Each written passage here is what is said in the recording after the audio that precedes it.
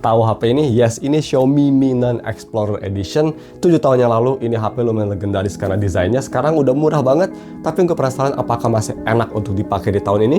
Yuk kita langsung bahas di video ini. Let's go!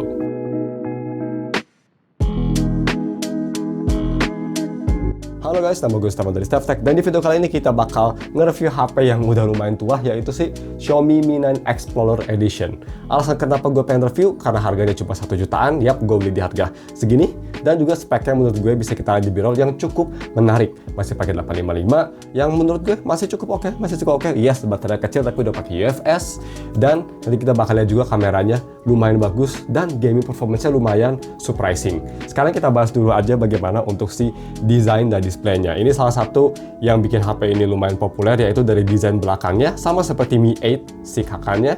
Explorer Edition ini pakai transparan desain, yang sebenarnya desain belakang transparannya ini bukan fully transparan ya, ini kayak stiker gitu yang Xiaomi kasih, tapi overall desain belakang ini masih menjadi one of my favorite design yang ada di smartphone. Keren banget, vignette efeknya kelihatan bagus, dan dia tuh kayak nggak semua transparan, cuma kayak kebuka dikit aja. Bikin feelingnya keren, ada logo Snapdragon juga nggak norak banget kayak di Poco F7. Overall, gue sih suka sama desainnya yang cukup bagus. Dan ya kamera placementnya juga ini masih kecil ya, bodi belakangnya, jadi bisa dibilang kameranya masih kecil banget untuk si bumpnya, yang hampir nggak ada bump sama sekali kalau bisa taruh di meja. Sedangkan untuk bodi sampingnya ini zaman HP masih pengen tipis banget, even dibanding sama HP iming-iming slim zaman sekarang, ini menurut gue masih jauh lebih tipis sih.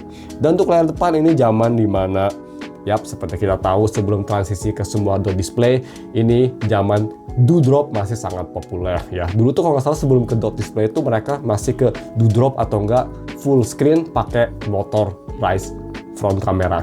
Ini pakai Doodrop, dan desainnya sendiri memang udah kelihatan tua untuk zaman 2026, tapi at least bezelnya nggak tebal-tebal amat dan masih kelihatan oke lah. Layar 6,38 inch ini juga masih kelihatan bagus dan compact. Speaking of layar, ini pakai Super AMOLED 60Hz display. Yes, belum high refresh rate pada zamannya, tapi untuk layar yang tua, ini kualitasnya masih bagus banget, dan menurut gue sih nggak beda jauh sama HP 5-6 jutaan zaman sekarang. Vibrant, enak dilihat, viewing angle bagus, dan juga kontrasnya sangat bagus, jadi kalau misalkan nonton yang banyak area-area gelap masih bisa ditonton dengan enak. Cuma yang kurang bagus memang dari visibilitas di bawah sinar matahari, yang pastinya bisa kita lihat ya. Ini HP X flagship tapi kelihatan gelap banget di bawah sinar matahari.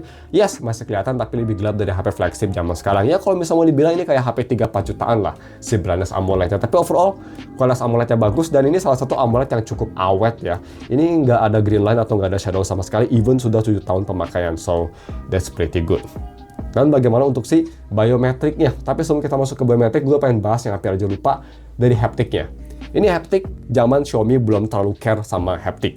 Jadi haptiknya menurut gue ini masih agak sedikit sampah untuk kelas flagship, even pada zamannya, tapi zaman sekarang kerasa banget ya. Kerasa banget si haptiknya tuh masih kayak suara per gitu guys. Jadi bukan suara kayak bek-bek tapi ke peng-peng gitu loh. If you know what I mean. Gak semurah kayak haptik murahan, tapi masih kerasa pernya sayangnya. Itu aja. Tapi ya, 7 tahun yang lalu, I guess it's fine. Biometrik ini salah satu HP yang menurut gue pada zamannya gue inget banget. HP yang flagship murah tapi udah pakai optical fingerprint. Yang gue dulu kenapa alasan beli kalau udah pakai optical, yang kerasa keren banget pada zamannya. Dan ini gimana di tahun 2026. Ini optical salah satu first generation di Xiaomi Mi 9. Dan scanningnya bisa kita lihat bukan yang paling cepat, kadang nggak nge-scan kalau tangan gue kering, tapi at least dia masih bisa nge-scan dengan baik dan cukup reliable lah. Nggak seburuk kayak Google Pixel 6 gitu, for example pada zamannya. Jadi optical fingerprint kerasa futuristik. Sekarang sih masih banyak fingerprint optical yang jauh lebih cepat, di harganya yang lebih mahal memang, tapi yang pastinya lebih baru. Kayak misal optical fingerprint yang harganya segitu kayak di Xiaomi kakaknya aja atau adiknya aja gitu ya, kayak Mi 10 way better gitu. Tapi ya, fingerprint seperti itu. Dan bagaimana untuk si audio quality, ini yang agak unik, dan gue sebenarnya pas pertama beli HP ini dulu banget 7 tahun yang lalu agak disappointed. Pertama kita bahas untuk audio quality via 3.5mm converter ke Type-C, karena dia nggak ada headphone jack, yang pastinya HP setipis ini.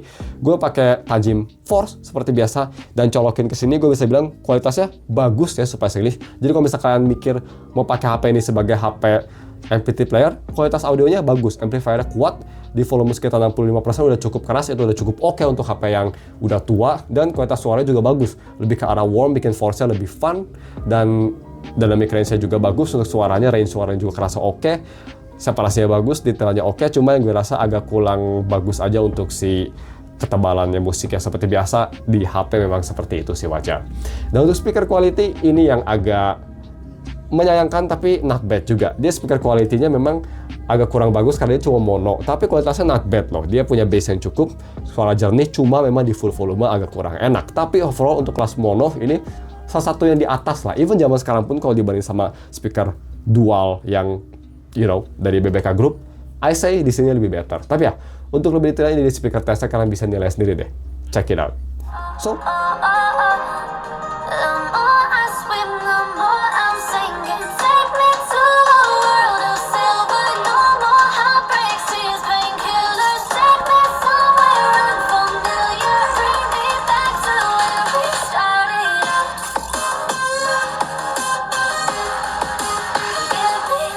check it out. So, moving on ke kamera quality. Kamera quality ini salah satu yang pada zamannya sangat komplit banget. Xiaomi bener-bener di advertise kayak triple kamera, amazing. Karena kamera belakangnya dia 3 dan not bad untuk masalah megapiksel. 48, 16, dan 12 kalian bisa lihat ya. Dan kamera depan di 20 megapiksel, belakang 4K 60, dan depan di 1080p 30 fps. Cuma ini zaman dimana kalau mau nge-video kalian nggak bisa ganti kamera di semua resolusi. Agak menyayangkan tapi that's how it is. Itu kalau pakai aplikasi bawaan ya pastinya. Gue nggak tahu kalau bisa pakai kayak motion cam atau open kamera ya. Dan bagaimana untuk kualitas fotonya? Gue bisa bilang masih sangat bagus loh. Untuk HP harga 1 jutaan kayaknya dibanding sama HP baru nggak ada yang sebagus dan seversatile ini. Jadi kalau misalkan mau beli HP untuk foto, bisa kita lihat tuh foto-foto bisa nilai sendiri bagus ya. Dan dynamic range oke, warnanya kelihatan hidup, jernih, detailnya bagus. Overall, it's not bad. 3 kamera juga lumayan balance ya untuk masalah detailnya. Jadi it's pretty good kamera setup. Selfie juga bagus, 20 megapiksel, capture time cepat, exposure bukan yang terbaik di belakang saya matahari, tapi overall detailnya oke. Dan walaupun ada sedikit smoothing, it's not that bad lah. Video recording, nah tadi gue bilang dia bisa record 4K 60 atau 4K 30. Jadi kita bakal tes aja di kedua resolusi tersebut. Kalian bisa lihat di 4K 60 itu bakal lebih wobbly ya, karena stabilisasinya pretty much nggak ada. Di 4K 30 bakal lebih stabil, tapi kualitas overall not bad dan mikrofon juga not bad. Anyway, ini dia sampel videonya. Check it out. Oke guys, ini dia video recording pakai resolusi 4K 60 di Mi 9. Ini memang HP zaman dulu 4K 60 masih goyang-goyang banget, bisa kita lihat. Tapi kalau di kayak gini bagus ya. Jadi HP 7 tahun masih oke loh kualitasnya, kayak fokusnya bagus, stabilisasi aja yang kurang, tapi sisanya oke. Gitu. So ya, kalau misal kita mau ganti ke 4K 30, kita lihat apa ada stabilisasi. Nah ini 4K 30 dan ya karena 4K 30 ada stabilisasi ya, dikit tapi sih nggak sebagus HP flagship zaman sekarang. Tapi ya dia cepet ya, exposure juga, exposure adaptifnya. Dan ini ada kucing, biasa kucing depan rumah. Tracking juga bagus. So, gaming performance kita langsung move on yang lumayan surprising. Moving on ke gaming performance. Nah ini salah satu aspek yang menurut gue agak mengagetkan. Ini pakai Snapdragon 855 yang pada zaman itu terkenal lebih panas daripada 845. Tapi zaman sekarang sih, it's not that hot. Dan bagaimana untuk main game? Jadi gue udah tes lebih detail main Enfield di video minggu kemarin di channel yang satu lagi, kalian bisa cek. Tapi in summary, gue main Arknights Enfield di settingan very low, kecuali rendering di medium biar nggak burik amat. Gameplay absolutely enjoyable. Di HP 7 tahun, main Enfield, yes, it's very low setting, tapi bisa kita lihat untuk gameplaynya enak ya. Nggak ada stutter at least. Yes, FPS kadang kalau bisa banyak sesuatu itu ya, so much shit happening, bisa sampai kayak 25 FPS gitu. Tapi masih enak, masih enjoyable, timing dodge masih bisa kerasa oke, responsif juga, overall no problem untuk main game kayak Arknights Enfield. Jadi game performance gue bisa bilang walaupun ini HP-nya tipis, tapi nggak panas banget juga. Gue pas main Enfield 15 menit, temperatur 43 Celsius, not bad. Dan masih bisa main game kayak Enfield. Kalau gue kayaknya sih gue nggak berani ya, kayaknya bakal tai banget. Tapi Enfield still pretty good. Itu untuk gaming performance. Kita moving on ke UI experience. Ini mungkin salah satu kelemahan besar dari HP ini. Rilis di MIUI 9 sekarang hanya sampai MIUI 12 aja atau hanya sampai Android 12. Jadi bisa kita lihat nih, untuk masalah responsivitas ini it's not bad ya. Tapi sorry, Android 11 maksudnya, bukan Android 12 ya. Tapi memang Android 11 udah agak tua, jadi mungkin bakal ketinggalan zaman untuk masalah security. Jadi kenapa gue rekomend HP ini sebagai HP kedua aja atau HP backup. Tapi untuk masalah day to day sih, karena ini pakai HP Android 11 versi yang lama, ini masih smooth loh. Launching aplikasi masih kerasa kenceng untuk harganya, dan ya ini kalau misalnya mau dibanding sama HP zaman sekarang, ini performanya tuh kayak HP 3 jutaan, 4 jutaan zaman sekarang gitu.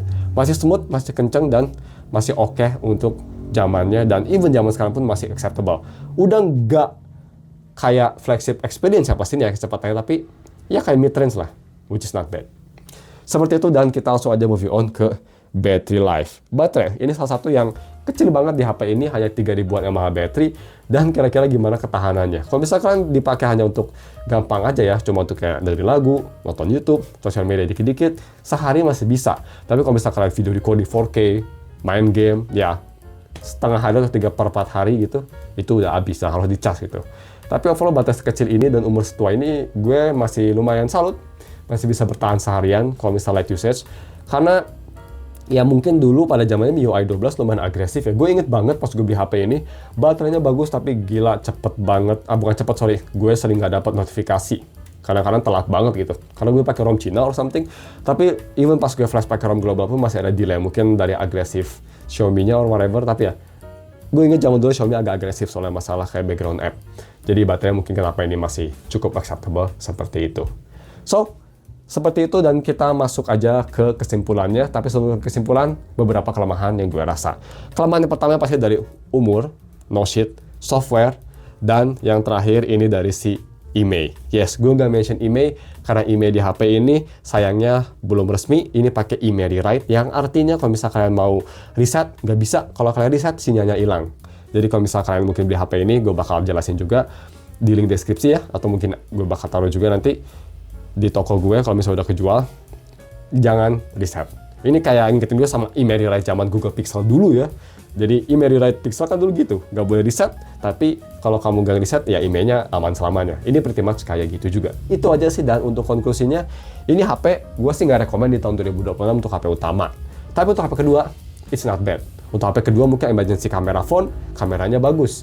Emergency MP3 atau jadi MP3 aja in general, bagus. Untuk mungkin kalian nge-install Enfield di sini, karena ini internalnya gede ya, 8256, kalian mau install Enfield, mau install game-game yang enteng gitu ya, ini masih enak untuk backup phone, untuk main game juga ini masih oke, karena ngedrain baterai di game pun ini cukup efisien menurut gue. So, seperti itu yang gue rekomend. Gak rekomend buat HP utama, tapi untuk HP kedua yang seperti itu sangat rekomend. Jadi seperti itu aja videonya, thank you for watching, dan ketemu lagi minggu depan untuk video review lainnya. Thank you and goodbye.